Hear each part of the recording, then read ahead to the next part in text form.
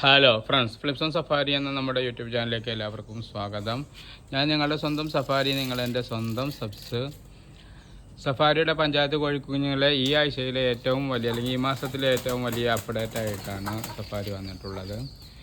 ഇതാണ് Motu, പട്ടുലു, Jaggu, ജിഗ്ഗു and Rossi. അവരെ വളർത്തുന്നതിൻ്റെ അടുത്തുള്ള ഒരു മൾബറി മരത്തിൻ്റെ മേലാണ് ഇപ്പോൾ അവരുടെ വിശ്രമം. അതിലേറ്റവും ആദ്യം മോട്ടു കയറിയിരുന്നു.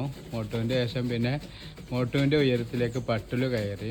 പട്ടുലുവിൻ്റെ ആ ഉയരത്തിൽ തന്നെ ജഗ്ഗു കയറിയപ്പോൾ ജിഗ്ഗു ഒന്ന് താഴ്ത്തിറങ്ങി. അതുപോലെ റോസി ഏറ്റവും അവസാനമായിട്ടാണ് റോസി കയറിയത്. അപ്പോൾ അവർക്ക് ഇതുപോലെ ഏറ്റവും നല്ല അവരുടെ ഒരു എൻ്റർടൈൻമെൻറ്റാണ് ഇതുപോലെ മരത്തുമ്മ കയറുക. ഭക്ഷണം കഴിച്ച ഫുഡ് കഴിഞ്ഞതിൻ്റെ ശേഷം വിശ്രമിക്കുക എന്നുള്ളത്, ആ വിശ്രമമാണ് ഇപ്പോൾ നമ്മൾ കണ്ടുകൊണ്ടിരിക്കുന്നത്. നമ്മൾ വളർത്തിയുണ്ടാക്കി കൊടുക്കുന്ന മൾബറി മരമാണ്. ഈ മൾബറി ഉണ്ടാക്കിയതിൻ്റെ പിന്നിലൊരു ചെറിയ ചരിത്രമുണ്ട്. സഫാരിയുടെ അതിജീവനത്തിൻ്റെ ഒരു കഥയാണ് പറയാനുള്ളത്.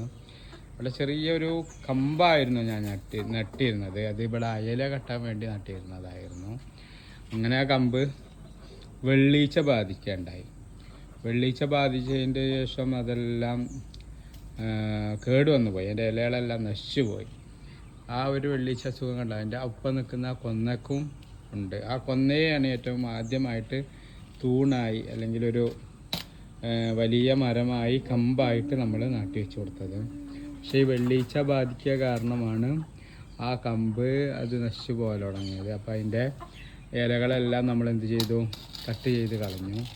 പെട്ടെന്നൊന്നും അത് ശരിയായില്ല. എന്നാലും അത് ഓരോ നമ്മളെ തോട്ടം കാരണം കൊന്ന റെഡിയായി. പക്ഷേ പിന്നെ എനിക്ക് തോന്നി കൊന്ന മാത്രം ഇവിടെ ആയിട്ട് ശരിയായില്ല.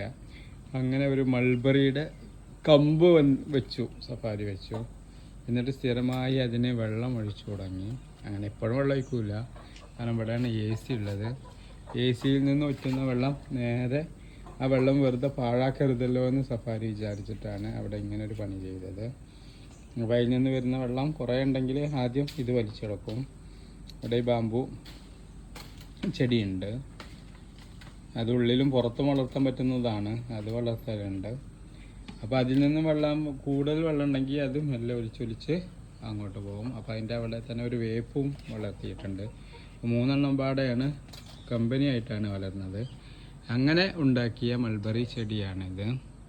പിന്നെ ഒരുപാട് പറയാനുണ്ട് കേട്ടോ മൾബറിയെക്കുറിച്ച്. അതിപ്പോൾ നമ്മൾ വീഡിയോക്ക് വേണ്ടി വിഷയം അതല്ലാത്തത് കൊണ്ടാണ് ഞാൻ അതിൽ നിർത്തിയത്. അപ്പോൾ നമ്മുടെ ഈ 5 കോഴിക്കുഞ്ഞുങ്ങളും സുഖമായിരിക്കുന്നു. ഇതാണ് ഈ ആഴ്ചയിലെ അപ്ഡേറ്റ്.